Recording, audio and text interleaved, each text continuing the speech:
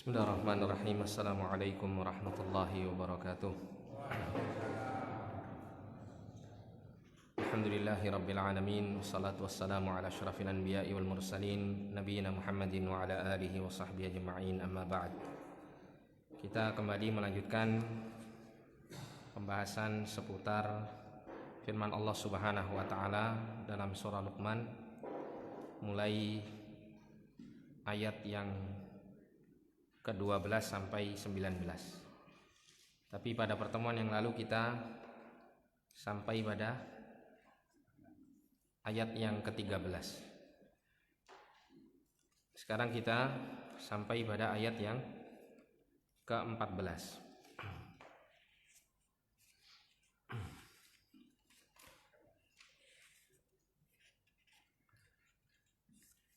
Allah Subhanahu wa taala berfirman, A'udzu billahi minasyaitonir rajim.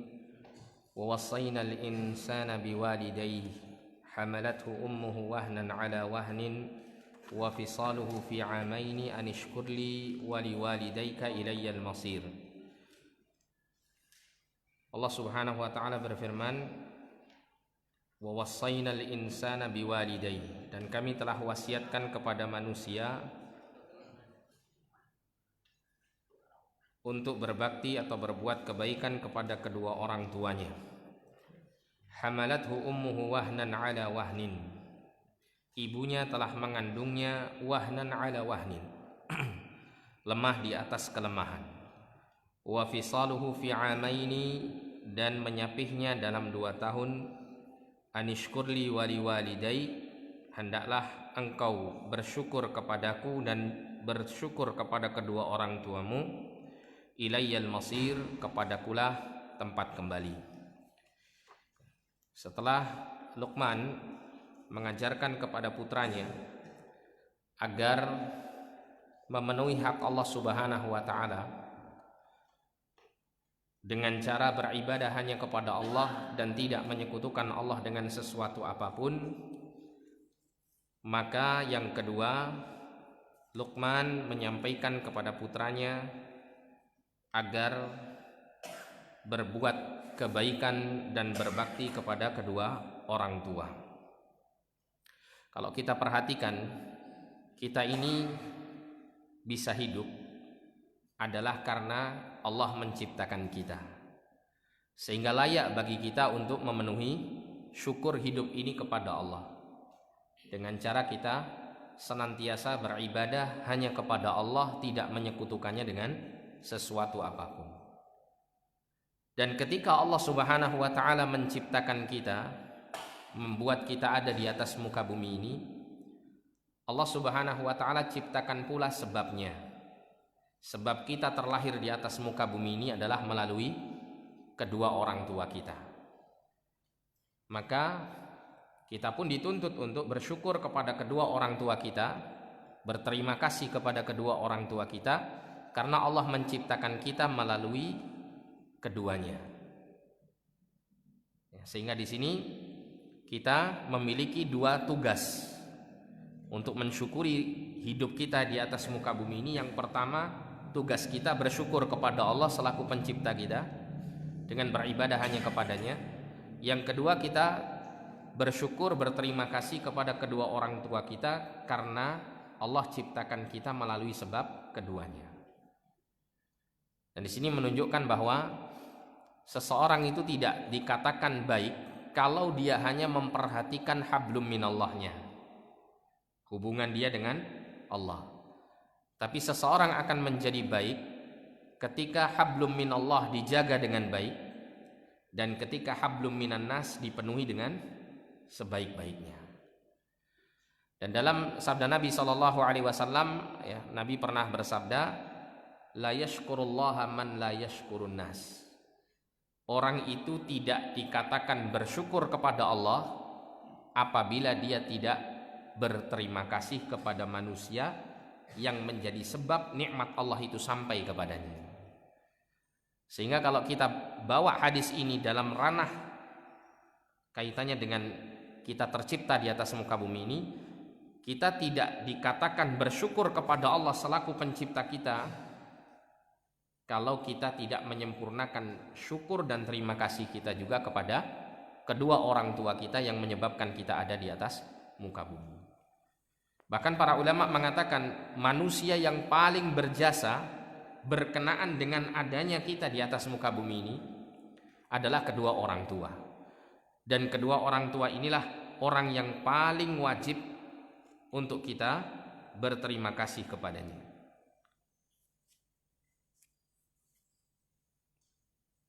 Kemudian seperti apa bentuk berbakti kepada kedua orang tua? Jadi secara kaitannya dengan perkara yang umum, kedua orang tua itu adalah melakukan segala perbuatan yang mendatangkan keridhaan dan kecintaan orang tua. Sebagaimana Nabi pernah mengatakan, ridallah fi ridal walidain wa sukhtullah fi sukhtil walidain. Keridhaan Allah itu terletak pada keridhaan kedua orang tua, dan kemurkaan Allah itu terletak dalam kemurkaan kedua orang tua. Namun di sini ada batasnya. Batasnya apa? Batasnya syariat. Ya.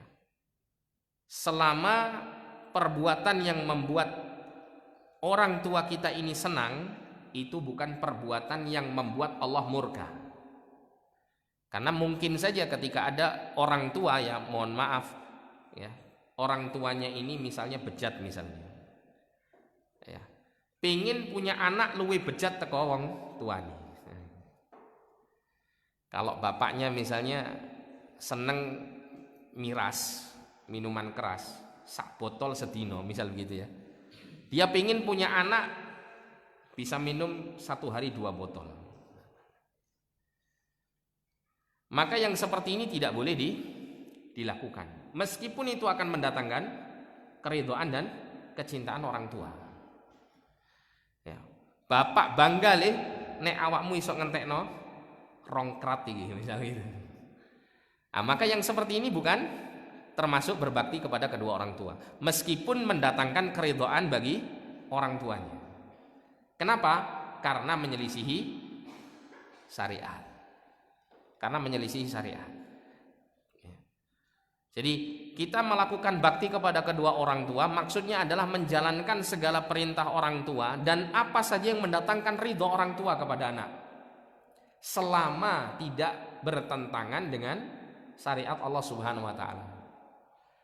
Sebagaimana Nabi sallallahu alaihi wasallam bersabda, la ta'ata fi makhluqin la ta'ata li makhluqin fi ma'siyatil khaliq.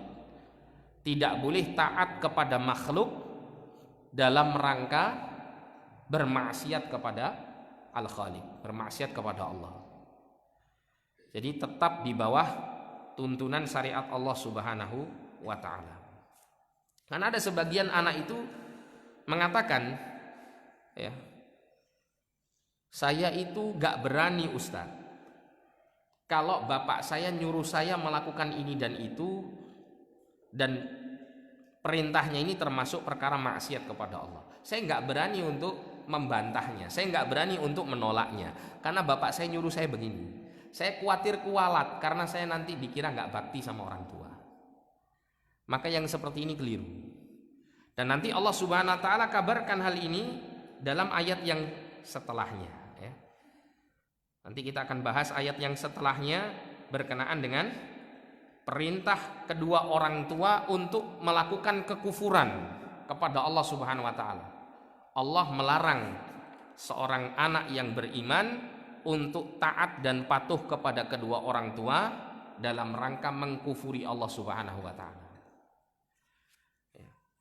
Namun sebelum kita masuk pada ayat ini, kita lanjutkan. Allah Subhanahu wa taala menyebutkan di dalam ayat ini wasiat untuk berbakti kepada kedua orang tua. Ya, termasuk jenis berbakti kepada kedua orang tua ini adalah berusaha untuk tidak melakukan sesuatu yang membuat benci dan murka orang tua kepada anaknya. Ini termasuk bentuk bakti kepada kedua orang tua. Nah, kemudian kalau orang tua meninggal dunia, apakah seorang anak masih bisa berbakti kepadanya? Jawabannya bisa, tapi dengan cara yang lain. Ya, dengan cara yang lain. Bagaimana cara seorang anak berbakti kepada kedua orang tua? Ringkasnya seorang anak berbakti kepada kedua orang tua itu dengan 3 cara. Ketika orang tuanya sudah meninggal. Yang pertama adalah ad-du'a wal istighfar lahu. Berdoa mohon kepada Allah kebaikan dan memohonkan ampunan untuk kedua orang tua. Seperti doa yang insyaallah taala kita semuanya hafal, Allahumma ighfirli wa li walidayya warhamhuma kama rabbayani shaghira. Ya Allah, ampunilah dosaku dan ampunilah dosa kedua orang tuaku, dan kasih sayangilah keduanya kama rabbayani shaghira, sebagaimana keduanya telah mengasuhku dalam keadaan aku masih kecil.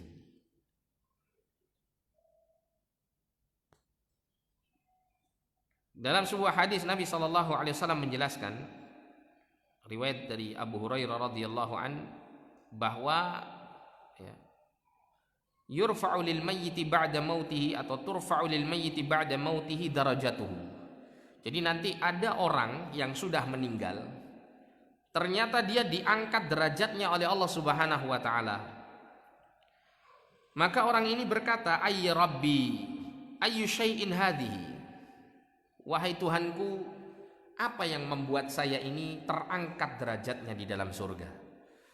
Jadi sering saya sampaikan ya, bahwa surga itu tingkatannya naik ke atas, atau sering disebut dengan darajat. Setiap kali seseorang itu berada di atas satu tingkat di surga, maka kualitas nikmatnya itu melebihi kualitas nikmat derajat surga yang ada di bawahnya. Dan itu berlaku terus sampai naik. Maka kemudian dikatakan kepadanya, waladuka istaghfaralaka, dikarenakan anakmu memintakan ampunan untukmu. Ini membuat orang tua kita nanti diangkat derajatnya oleh Allah Subhanahu wa taala. Dan Nabi sallallahu alaihi wasallam mengatakan, idza matal 'abdu inqata'a anhu 'amaluhu illa min thalath. Apabila seorang hamba atau anak keturunan Adam itu dia meninggal dunia, maka terputuslah seluruh amalnya kecuali 3 perkara. Maksud 3 perkara di sini ya adalah amal yang dulu pernah dilakukan semasa hidup di dunia, setelah dia mati sudah tidak bisa lagi mengamalkannya, tapi pahala yang mengalir itu terus berjalan ya, meskipun dia sudah mati. Yang pertama Nabi mengatakan sedekah jariyah, sedekah yang kemanfaatannya itu terus ya, bisa dirasakan oleh umat. Seperti seseorang membangun masjid, selama masjid itu berdiri, ditegakkan sholat di dalamnya, meskipun yang membuat masjid itu meninggal dunia, maka pahalanya masih terus mengalir. Kemudian au ilmin yuntafa'u bihi, atau ilmu yang dimanfaatkan. Maksudnya adalah seseorang mengajarkan ilmu yang bermanfaat kepada manusia, kemudian ilmu itu diamalkan oleh orang-orang, meskipun orang yang mengajarkan sudah meninggal dunia, selama ilmu itu terus bermanfaat bagi orang-orang, maka dia akan terus dapat pahala yang mengalir kepadanya. Aw waladin salihin yad'u lahu. Nah, yang ketiga ini yang sesuai dengan apa yang kita bahas, yaitu atau anak yang saleh yang selalu mendoakan kebaikan untuk kedua orang tuanya. Ya, jadi doanya anak saleh untuk kebaikan orang tua yang sudah meninggal ini pasti sampai. Ya, ini pasti sampai. Nah, oleh karena itulah ya, seorang anak itu dia dikategorikan sebagai anak yang berbakti, salah satunya adalah dengan cara memintakan ampun kepada kedua orang tua. Dan ini bisa dilakukan baik orang tua sudah meninggal maupun orang tua masih hidup ya. Kalau kita masih punya orang tua yang masih hidup, kita doakan kebaikan untuk orang tua kita, apalagi telah meninggal dunia. Kemudian seorang anak bisa berbakti kepada kedua orang tuanya yang sudah meninggal, atau salah satunya yang sudah meninggal, dengan cara yang kedua, bersedekah atas namanya ya, Seorang anak misalnya dia sedekah mengeluarkan sebagian hartanya di jalan Allah dengan niat pahalanya untuk kedua orang tuanya, maka yang seperti ini sampai.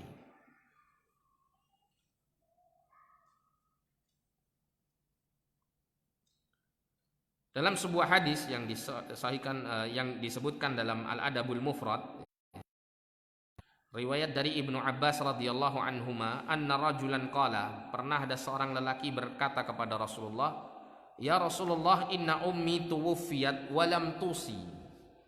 Wahai Rasulullah, ibuku ini telah meninggal dunia dan beliau belum memberikan wasiat kepadaku.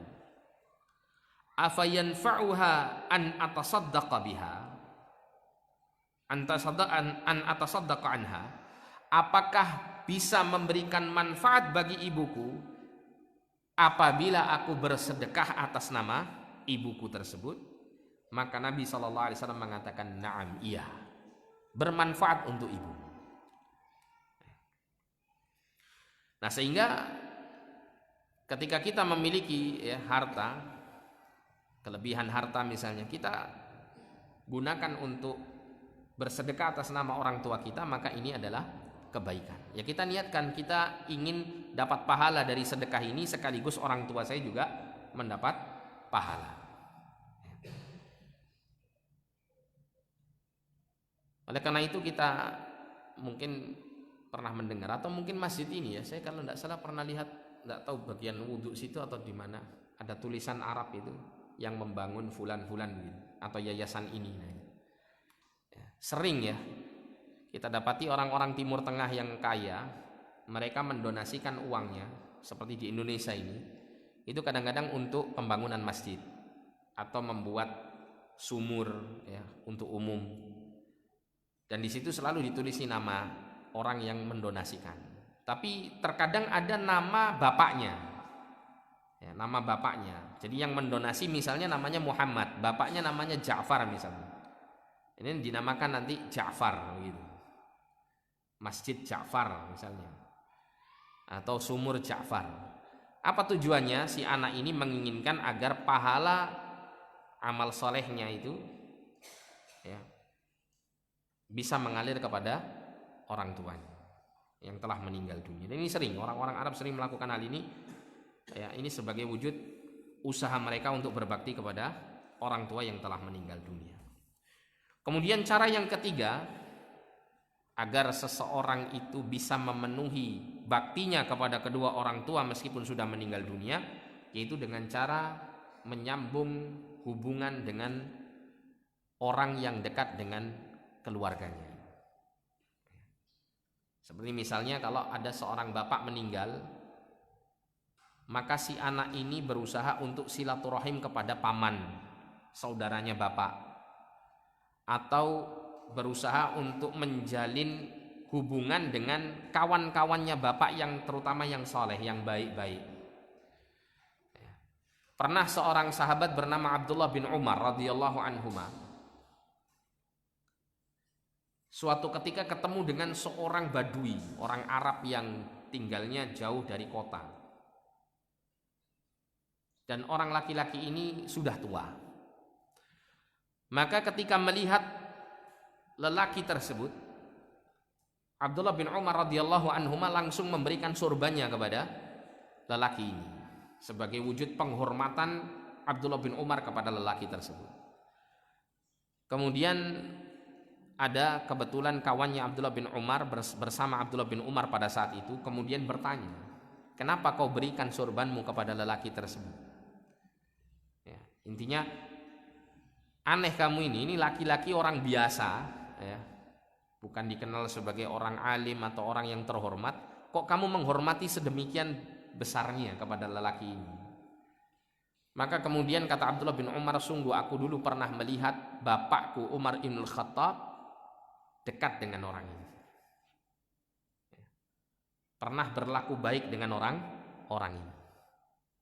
Nah, ini menunjukkan bahwa sebagai wujud bukti anak berbakti kepada orang tua adalah diantaranya menyambung kebaikan-kebaikan yang pernah disambung oleh orang tua terdahulu, atau berusaha untuk menyambung hubungan kepada orang-orang yang dekat, yang baik, ya, kepada kedua orang tua kita.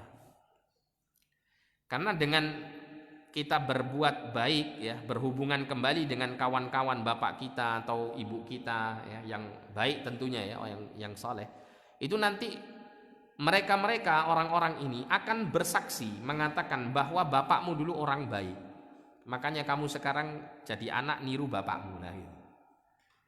Ibumu dulu orang baik, makanya sekarang kamu, ya, jadi anak yang baik juga. Artinya apa? Persaksian-persaksian ini sangat bermanfaat untuk si mayit.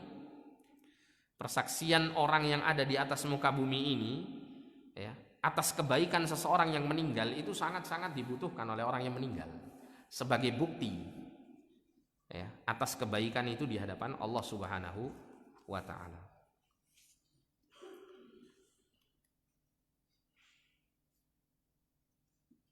Kemudian yang berikutnya, yang bisa membantu seorang anak untuk melakukan bakti kepada kedua orang tuanya adalah dengan memperhatikan firman Allah Subhanahu wa ta'ala dalam ayat ini.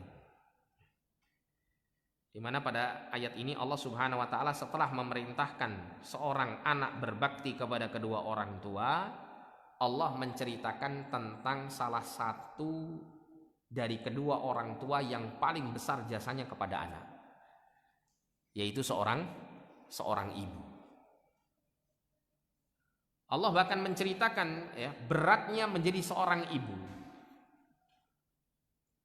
Yang pertama, ketika seorang ibu itu dalam keadaan hamil, mengandung anaknya, dan yang kedua adalah ketika menyusui anaknya tersebut. Allah sampai mengatakan hamalathu ummuhu wahnan ala wahnin. Ibunya telah mengandungnya dalam keadaan lemah di atas kelemahan, ya, belum lagi ketika melahirkan, taruhan nyawa, ya, sakitnya luar biasa, kan begitu, ya. Makanya kemudian dalam syariat itu seorang wanita muslimah ketika melahirkan anaknya ini sama dengan jihad fisabilillah. Kalau dia meninggal dunia pada saat melahirkan anaknya dalam keadaan dia berharap pahala di sisi Allah Subhanahu wa ta'ala, maka dia akan menjadi seorang yang mati syahid. Ya. Makanya ibu-ibu terutama yang masih muda, ya, jangan pernah ngersu loh kalau punya anak banyak, gitu ya. Bolak-balik meteng itu pahala. Ya. Atau kalau misalnya suaminya minta sama istrinya, Bu, nek isok anaknya 5 minimal, ya. Maka jangan ditolak, ya. Daripada apa? Daripada bapaknya rabi maneh. Ya. Kan tujuannya nikah lagi itu diantaranya kan memperbanyak keturunan, dan Nabi SAW itu sangat apa? Sangat senang apabila memiliki pengikut itu dengan jumlah yang terbanyak. Dan memang nanti di hari kiamat, nanti pengikut Rasulullah SAW itu jumlahnya yang terbanyak daripada pengikut para nabi selainnya. Jadi manakala seorang anak itu memperhatikan jasa orang tuanya, terutama jasa orang tua ketika si anak dalam keadaan masih kecil, maka ini akan menjadikan anak itu terdorong untuk bakti kepada kedua orang tua. Makanya kadang pernah saya dengar itu ada orang nyeletuk, saya baru sadar bagaimana beratnya seorang ibu itu melahirkan anaknya. Ketika istri saya melahirkan, saya baru tahu. Saya baru ngerti dengan sebenarnya beratnya seorang wanita melahirkan anak-anaknya. Bahkan doa yang biasa kita panjatkan ini, yang diajarkan oleh Allah Subhanahu wa ta'ala, Allahumma firli wali walidayya warhamhuma kama rabbayani shaghira, itu Allah Subhanahu wa ta'ala mengajak seorang anak itu untuk mengingat kembali jasa-jasa orang tuanya ketika si anak masih kecil, terutama si anak dalam keadaan masih kecil. Karena masih kecil, Pak, mulai dari kandungan sampai dilahirkan, ya, sampai dia menjadi anak yang mulai dewasa, pada saat fase-fase yang menuju kepada kedewasaan anak ini nggak bisa apa-apa. Bisanya cuma nangis tok. Kita dulu kalau lapar, yang bisa kita lakukan ya gur nangis mawon. Nangis, njaluk mangan, njaluk susune ibuke, kan begitu. Nangis ternyata buang air. Nangis karena sakit, nangis karena gatel, nangis karena kepanasan. Itu saja yang bisa kita, modalnya cuma nangis. Yang repot orang tua kita. Dan kita yang sudah jadi orang tua baru merasakan, oh begini bapakku biyen, oh koyok ngini ibuku biyen. Nah, makanya kemudian dalam doa itu kita diajarkan untuk mengingat-ingat kembali jasa-jasa besar orang tua kita, terutama ketika kita masih kecil, belum mampu kita mandiri untuk memenuhi kebutuhan kita sendiri. Kama rabbayani shaghira, sebagaimana kedua orang tuaku mengasuhku dalam keadaan aku masih kecil. Karena kasih sayang orang tua yang luar biasa ketika anak dalam keadaan masih kecil. Inilah faktor yang membuat seorang anak itu akan bisa berbakti kepada kedua orang tua. Dan dalam berbakti kepada kedua orang tua, ibu lebih diutamakan ya daripada bapak, meskipun kedua-duanya tetap harus diperhatikan hak-haknya. Di antaranya berdasarkan sabda Rasulullah SAW, pernah ada seorang laki-laki datang kepada Rasulullah, "Ya Rasulullah, man ahaqqun nasi bihusni sahabati?" Wahai Rasulullah, siapakah orang yang paling berhak untuk aku berbuat baik kepadanya? Maka Rasulullah mengatakan ummuk, ibumu. Tsumma man, kemudian siapa lagi wahai Rasulullah? Qala tsumma ummuk, kemudian ibumu. Qala tsumma man, siapa lagi wahai Rasulullah? Maka Rasul mengatakan untuk ketiga kalinya, ummuka, ibumu. Tsumma man ya Rasulullah, kemudian siapa lagi wahai Rasulullah? Maka Rasulullah baru menjawab, tsumma abuka, kemudian bapakmu. Jadi ibu 3 kali, bapak satu kali. Berarti bapak juara pinten? Juara harapan. Juara harapan. Ibu juara 1, 2, 3. Ini menunjukkan bahwa seorang ibu ya, lebih diunggulkan dalam ya, berbakti kepadanya karena memiliki jasa yang besar. Disebutkan oleh Syekh Abdul Razak ya, salah seorang pengajar di Masjid Nabawi, dalam kitabnya ini, mengapa ibu itu sampai memiliki 3 tingkatan lebih daripada bapak dalam kaitannya dengan seorang anak bakti kepada keduanya. Yang pertama, dia adalah seorang ibu ya. Dia adalah seorang ibu yang berdasarkan apa? Al-umumah ya. Karena dia sendiri adalah seorang ibu, yang mana berbeda sekali dengan seorang bapak. Kemudian yang kedua alhamlu, karena adanya jasa mengandung anaknya dalam keadaan berat. Kemudian yang ketiga ada jasa ar-radha'ah, jasa menyusui. Apalagi kalau kita perhatikan, ibu itu lebih banyak waktu untuk mengasuh anak daripada bapak. Apalagi seperti itu ya. Meskipun fungsi masing-masing tentu sama-sama memberikan kebaikan untuk sang anak. Bapak juga luar biasa perannya dalam mencari nafkah yang halal untuk memenuhi kebutuhan istri dan anak-anaknya. Akan tetapi porsi besar dalam mengasuh ya, memberikan kebutuhan-kebutuhan kepada si anak itu adalah ibu daripada bapak. Makanya kemudian disebutkan di sini al-umumah, adanya apa? Sifat-sifat keibuan yang merupakan kebaikan yang sangat berpengaruh besar kepada seorang anak. Nah, kemudian Allah Subhanahu wa taala sebutkan di dalam ayat ini, anishkur li wa liwalidayka ilayyal masir. Hendaklah engkau bersyukur kepadaku, kepada Allah Subhanahu wa taala, wa liwalidayka, dan kepada kedua orang tuamu. Ilayyal masir, kepadakulah akan dikembalikan kamu. Jadi bersyukur kepada Allah dengan kita beribadah kepada Allah, tidak menyekutukan Allah dengan sesuatu apapun, dan kita bersyukur kepada kedua orang tua kita dengan cara kita berbakti kepada keduanya. Kemudian Allah tutup ayat ini dengan mengatakan ilayyal masir, kepadakulah tempat kembalimu. Kalimat ini juga mendorong kita selaku anak untuk berbakti kepada kedua orang tua. Kenapa? Karena kebaikan yang kita lakukan dalam rangka berbakti kepada kedua orang tua ini memiliki pengaruh yang sangat besar untuk kehidupan kita setelah kita mati. Ketika kita kembali kepada Allah Subhanahu wa taala. Bahkan Nabi SAW mengatakan al-walidu abwabul jannati awsatu abwabil jannah. Orang tua itu adalah pintu surga yang paling pertengahan. Kata para ulama, pintu surga yang paling pertengahan itu yang maksudnya adalah dia merupakan pintu yang paling utama di dalam surga, yang siapa saja yang mampu mencapai dan masuk surga melalui pintu itu, dia akan mendapatkan derajat-derajat surga yang paling tinggi.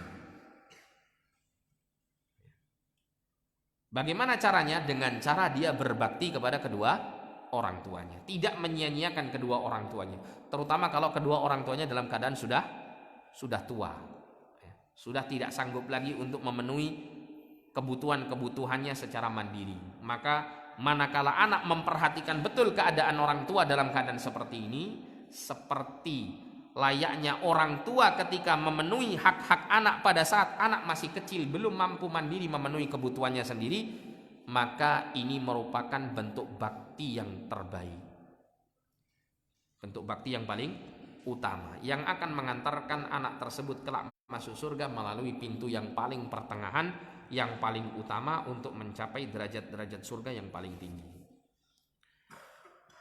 Kemudian selanjutnya Allah berfirman, wa in jahadaka ala an tusyrika bima laysa laka bihi ilmun fala tuti'huma wa sahibhuma fid dunya ma'rufa wattabi' sabila man anaba ilayya thumma ilayya marji'ukum fa unabbi'ukum bima kuntum ta'malun.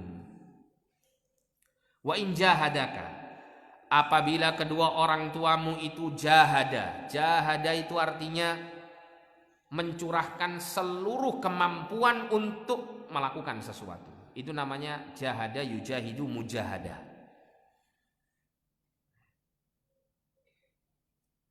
Dalam rangka untuk apa? Disebutkan oleh Allah ala an tusyrika bima laisa laka bihi ilmun.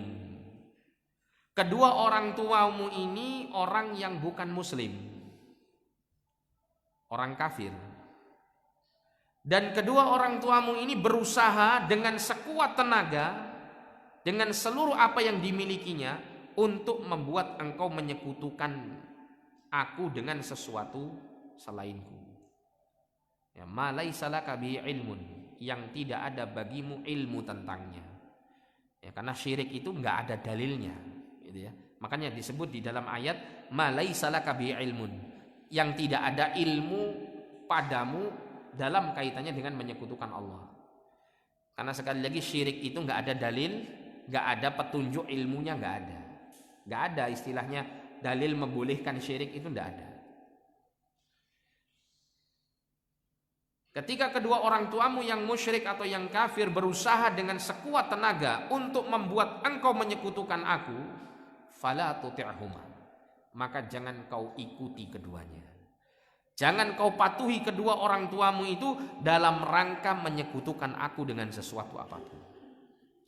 Ada sebuah teladan yang patut untuk kita contoh dalam masalah ini. Kalau kita buka dalam tafsir Ibnu Katsir, kita mendapati ada seorang sahabat, saya lupa namanya, seorang sahabat Nabi SAW, yang punya ibu seorang yang masih kafir. Suatu ketika ibunya mendengar anaknya sudah masuk Islam. Anaknya masuk Islam, kemudian sang ibu tersebut sangat benci sekali anaknya apabila dia masuk Islam. Maka kemudian si ibu ini berusaha dengan sekuat tenaga bagaimana caranya membuat anaknya ini kembali kepada agama nenek moyangnya. Dan anaknya ini dikenal sebagai anak yang sangat patuh dan bakti sama ibunya. Dikenal sebagai anak yang sangat patuh dan bakti kepada ibunya.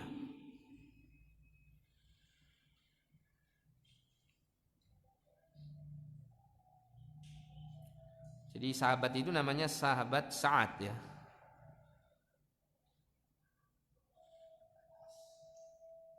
Sa'ad bin Malik. Sa'ad bin Malik. Seorang sahabat yang bernama Sa'ad bin Malik. Jadi kemudian ibunya ini punya inisiatif. Ya, karena sudah dirayu-rayu anaknya nggak mau keluar dari agama Islam, akhirnya ibunya punya ide. Ya. Kemudian ibunya mengatakan, kalau begitu demi Allah saya tidak akan makan wahai anakku sampai kamu masuk ke dalam atau kembali kepada agama nenek moyang, kembali kepada kesyirikan. Maka kemudian karena Sa'ad bin Malik ini seorang anak yang berbakti, yang sangat sayang kepada ibunya, Sa'ad bin Malik gak tega lihat ibunya dalam keadaan seperti ini. Terus dibujuk ibunya ini, wahai ibuku makanlah, wahai ibuku makanlah. Tidak, demi Allah saya tidak akan makan sebelum kamu kembali kepada agama nenek moyangmu, tinggalkan agama Muhammad. Terus demikian sampai kemudian melihat kegigihan ibunya, ya, kegigihan ibunya untuk membuat dia kembali kepada agama nenek moyang, sehingga kemudian ya dia berkata kepada ibunya, wahai ibu, ya, perlu engkau ketahui demi Allah, seandainya engkau mempunyai 100 nyawa dan satu-satu nyawa dari 100 nyawa itu keluar karena sebab engkau berusaha untuk mengeluarkan aku dari agama Muhammad, maka demi Allah saya tidak akan pernah keluar dari agama Muhammad. Sampai habis seluruh nyawamu, aku akan tetap di atas agama Muhammad SAW. Padahal ibunya itu sudah sekian hari tidak makan sampai membuat dirinya lemas, ibunya lemas. Tapi Sa'ad bin Malik dengan ya, keteguhan hatinya di atas iman, tidak mau menggadaikan iman itu meskipun apa? Ibunya yang memintanya. Sampai akhirnya ibunya yang gak kuat. Ini ibunya gak kuat, putus asa. Lihat anaknya sudah ya kokoh di atas iman ini, akhirnya ibunya pun menyerah. Dan akhirnya ibunya pun mau makan. Ternyata ibunya juga takut mati juga gitu ya. Akhirnya makan ibunya. Jadi ini adalah sebuah pelajaran atau sebuah keteladanan untuk kita semuanya, terutama kalau misalnya ada di antara kita atau mungkin orang yang kita kenal itu punya orang tua yang non muslim.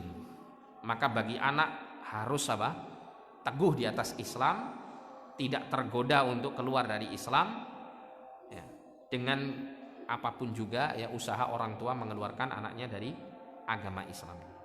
Ini sudah masuk Isya, monggo adzan dulu. Biasanya ngoten nggih. Oh diteruskan ya? Oh iya diteruskan. Saya teruskan kalau itu. Sampai jam pinten nih? Jangan lama-lama nih, saya yang capek soalnya. Kene ganti ini. Allah katakan fala tuti'huma, maka jangan taati kedua orang tua yang demikian. Tapi bukan berarti kalau kita punya dua orang tua yang kafir, yang musyrik, dan kita tidak mentaati kedua orang tua pada saat orang tua menyuruh kita kafir, tapi pada sisi yang lain kita tetap wajib berbakti kepada kedua orang tua. Oleh karena itu Allah lanjutkan firman-Nya, wasahibuhuma fid dunya ma'rufa. Dan sahib itu artinya temani. Kata sahabah yusahibu musahabah itu artinya terus menemani sesuatu, mendekati sesuatu, mendampingi sesuatu. Sehingga maksud daripada ayat ini wasahibuma fid dunya ma'rufa, ya, temanilah kedua orang tuamu yang kafir ini. Maksudnya adalah berinteraksilah, berbaktilah kamu kepada kedua orang tuamu ini dalam urusan-urusan dunia ini yang perkara yang ma'ruf. Ma'ruf itu perkara yang dianggap baik oleh syariat. Dalam perkara-perkara yang dianggap baik oleh syariat dalam urusan dunia, kamu harus tetap berikan yang terbaik untuk kedua orang tuamu, meskipun kedua orang tuamu dalam keadaan kafir. Nah, kalau yang kafir saja kita dituntut, Pak, ya. Seorang anak dituntut untuk berbakti kepada kedua orang tua yang kafir, apalagi kalau kedua orang tua kita masih apa dalam keadaan muslim. Jelas tuntutannya jauh lebih besar. Ini hebatnya Islam. Kita kalau baca buku atau mungkin pernah lihat ya, di di televisi atau semacamnya. Di dunia barat orang-orang kafir itu, Pak, kalau mereka itu punya orang tua, apalagi orang tuanya sudah sepuh, maka anak itu menurut mereka dianggap bakti itu kalau anaknya ini memasukkan orang tuanya ke dalam panti jompo. Itu sudah dianggap baik anaknya, dimasukkan ke dalam panti jompo. Saya pernah beberapa tahun yang lalu itu pernah searching lowongan kerja di Australia. Nggak niat sebetulnya, Pak, nggak niat cari kerja di sana, tapi coba pingin tahu saja lowongan kerja di Australia. Sekian lama, sudah sekian tahun yang lalu. Saya lihat di situ ada lowongan kerja untuk warga asing luar Australia. Salah satu lowongan kerja yang paling besar membuka pendaftaran, membuka lowongan itu adalah diantaranya menjadi perawat di panti jompo. Menjadi perawat di panti jompo. Ini menunjukkan bahwa panti jompo di sana itu luar biasa dibutuhkan oleh mereka, terutama untuk merawat orang tua mereka yang sudah tua. Bahkan ada di kalangan mereka itu yang membiarkan orang tuanya itu tinggal sendirian, sudah tidak pernah disamperi, tidak pernah dikasih duit. Jangankan begitu, di telepon saja sudah nggak pernah. Bahkan sampai ada sebuah cerita ketika orang tuanya itu mau mati, sakit yang keras, itu dibawa ke rumah sakit, disampaikan kepada dokter dan perawat yang ada di rumah sakit ini di negara orang kafir ya. Jangan Anda hubungi saya sebelum orang tua saya ini mati. Sampai gitu. Jadi nggak pernah dijenguk, nggak pernah dibesuk orang tuanya ini. Jangan dirawat, dijenguk saja nggak pernah. Sampai pesan sama pihak rumah sakit, jangan sekali-kali telepon saya kalau orang tua saya belum mati. Sampai seperti itu. Ini saking jeleknya kehidupan berkeluarga di negara-negara kafir. Jadi jangan dikira orang kafir yang katanya ya kelihatannya ya negaranya itu maju secara teknologi, secara ekonomi, katanya di sana fasilitas ya itu fasilitas kehidupan itu sangat banyak. Kemudian terkesan orang-orang kafir itu banyak menikmati kesenangan-kesenangan dunia. Pada hakikatnya hancur kehidupan mereka. Hancur kehidupan mereka. Ini anak ke orang tua. Ada juga anak-anak yang sudah siap menjadi orang tua, yang sudah dewasa, mereka tidak mau berkeluarga, lebih senang kumpul kebo ya, daripada kumpul karo wong. Kenapa? Karena katanya kalau jadi suami atau istri itu tanggung jawab, dan mereka nggak mau tanggung jawab ya, kalau kebutuhan biologis gampang menurut mereka, bisa dipenuhi dengan cara suka sama suka selesai. Jadi orang barat itu sering begitu ya, berhubungan ya tidak resmi lah ya. Tidak dengan akad nikah, dia berhubungan sekian lama, nanti kalau sudah tidak ada kecocokan sudah pisah, cari lagi pasangan yang baru. Dan serumah itu sudah biasa ya, dalam kehidupan mereka ya. Kalaupun mereka sampai menikah, mereka akan menunda punya anak sampai mereka mapan betul dari sisi ekonomi. Bahkan sebagian mereka itu sampai nggak berani punya anak. Kenapa? Karena biaya anak, membesarkan anak itu besar, mahal menurut mereka. Sehingga mereka untuk melampiaskan kasih sayang, untuk mengganti ya kasih sayang mereka kepada anak itu, mereka lebih senang memelihara anjing. Anjing itu koyo anak dewe gitu. Diadusi lek isu kayak idot susu ya macam-macam ya. Keadaan mereka seperti itu. Tapi walillahilham ya, orang-orang Islam yang tinggal di negara-negara kafir ini justru mereka semangat punya anak banyak. Mereka nggak takut miskin.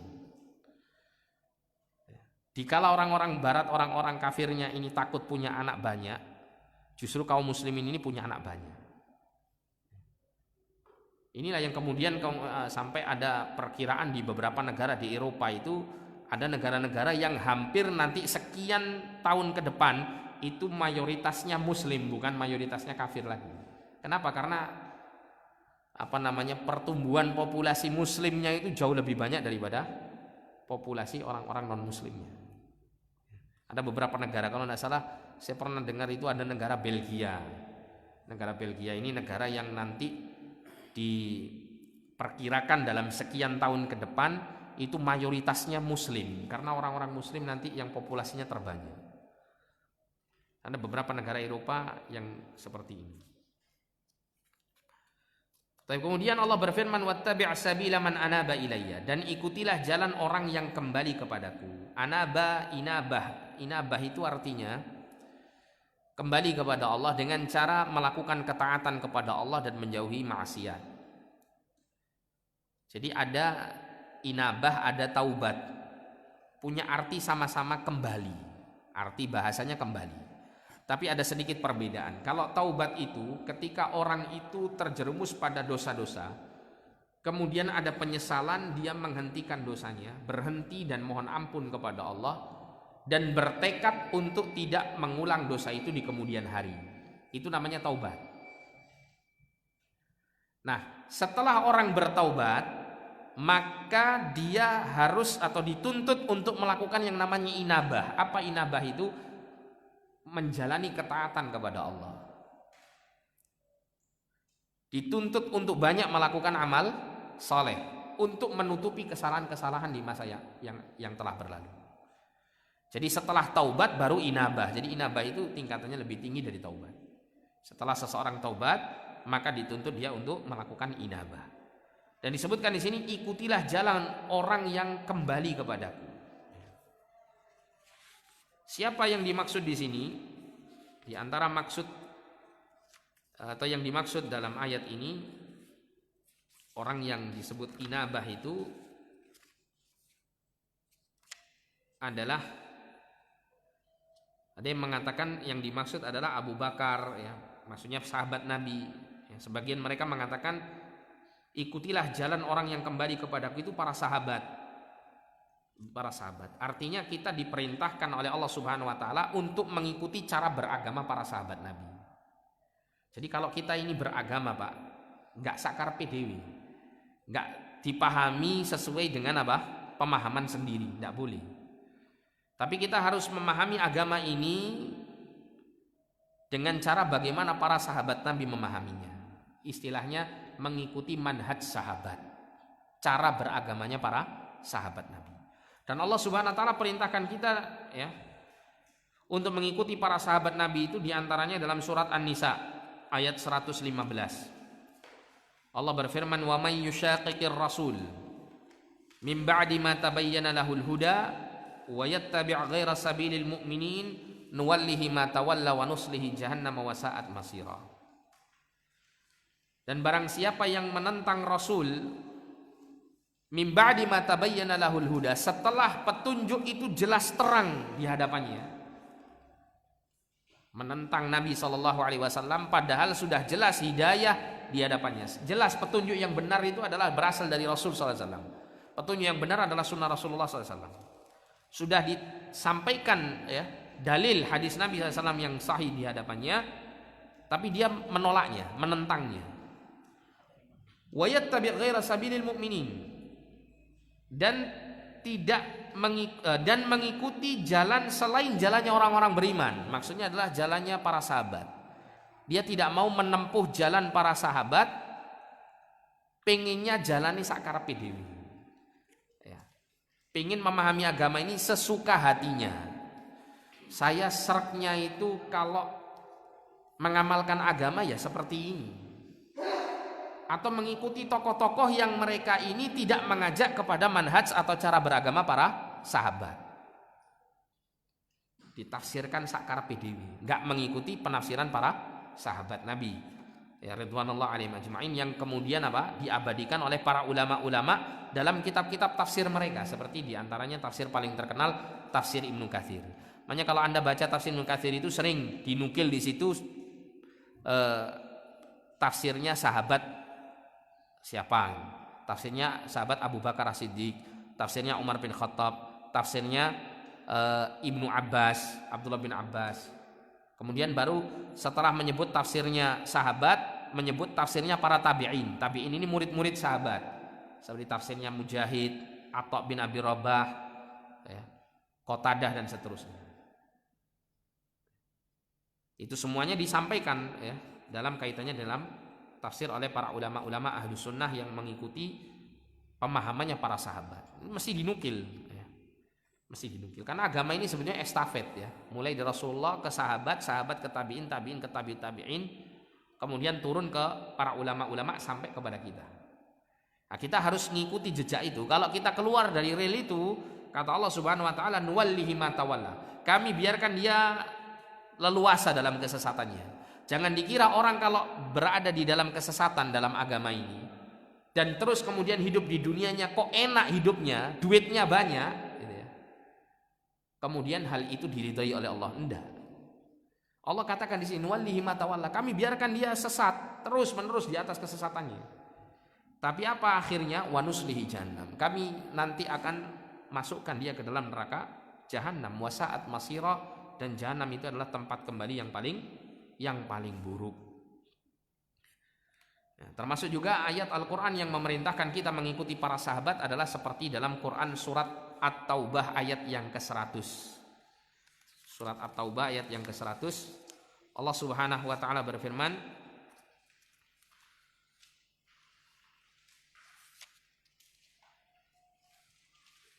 "Was-sabiqunal awwaluna minal muhajirin wal ansar." Dan orang-orang yang terdahulu yang pertama kali masuk Islam dari kalangan sahabat muhajirin dan ansar. Walladzina taba'uhum bi ihsan. Nah, kemudian selanjutnya Allah isyaratkan untuk mengikuti mereka. Dan orang-orang yang mengikuti mereka para sahabat ini bi ihsanin dengan baik. Ya. Jadi diperintahkan kita mengikuti para sahabat dalam beragama. Apa yang diperoleh oleh mereka? Radhiyallahu anhum wa radu'an. Allah ridha atas mereka dan mereka pun ridha kepada Allah Subhanahu wa taala. Wa a'adda lahum jannatin tajri tahtaha al-anharu khalidina fiha abada. Dan Allah menyediakan bagi mereka surga-surga yang nanti mengalir di bawahnya sungai-sungai. Khalidina fiha abada, kekal selama-lamanya mereka di dalamnya. Dzalikal fauzul azim, yang demikian itu merupakan keberuntungan yang sangat besar. Jadi kalau kita mengikuti para sahabat dalam kita mengamalkan agama, memahami agama, maka kita akan menjadi orang yang selamat. Kemudian Allah mengatakan tsumma ilayya marji'ukum fa unabbi'ukum bima kuntum ta'malun. Kemudian kepadakulah kalian akan kembali, maka aku akan mengabarkan kepada kalian bima kuntum ta'malun, ya, terhadap apa yang sudah kalian kerjakan semasa hidup di dunia. Jadi nanti kita mau pernah melakukan kebaikan atau keburukan, Allah akan kabarkan, Allah akan sampaikan semuanya, sekecil apapun. Ya, Allah katakan di dalam surah Al-Zalzalah, ya, "Faman ya'mal mithqala dzarratin khairan yarah, wa man ya'mal mithqala dzarratin syarran yarah." Maka barang siapa yang ya, pernah melakukan amal kebaikan sekecil dzarrah, dzarrah itu kalau para ulama menyebutnya an-namlatus shaghirah, semut yang kecil. Ada yang mengartikan dzarrah itu debu yang terbang di udara, yang tidak bisa dilihat secara langsung oleh mata kecuali kalau ada cahaya matahari yang mengenainya, baru kelihatan yang titik-titik kecil-kecil terbang gitu. Itu namanya dzarrah. Barang siapa yang melakukan amal kebaikan sekecil itu, nanti dia akan melihat hasilnya nanti di akhirat. Dia akan lihat amal itu, amal kebaikan itu, dan akan melihat balasan apa yang Allah siapkan untuknya. Wa may ya'mal mithqala dzarratin syarran yarah. Dan barang siapa yang melakukan amal keburukan di dunia ini sekecil dzarrah tadi, maka dia akan melihatnya. Dia akan melihat, oh ini saya pernah melakukan, oh ternyata yang kayak begini saja Allah catat ternyata. Nah begitu. Aku gurung ngakoni koyok ngene dicatat, nah begitu. Tercatat nanti. Dan Allah Subhanahu wa taala siapkan balasannya. Ya. Wallahu a'lam bishawab. Insyaallah untuk bagian yang selanjutnya kita akan baca pada pertemuan berikutnya biidznillah taala. Jadi sesi untuk belajar surat Luqman ayat 13 sampai ayat 12 sampai 19 ya. Insyaallah 3 kali ya. Jadi terakhir insyaallah taala pada pertemuan yang berikutnya. Pakai tanya jawab no mboten? Enggak perlu nggih. Sudah cukup saya kira. Kita tutup dengan doa kafaratul majelis, kurang lebihnya saya mohon maaf. Subhanakallahumma wa bihamdika asyhadu an la ilaha illa anta astaghfiruka wa atubu ilaik. Sallallahu ala nabiyina Muhammadin wa ala alihi wa sahbihi wasallam. Wa akhiru da'wana alhamdulillahi rabbil alamin wa lakum minkum assalamu alaikum warahmatullahi wabarakatuh.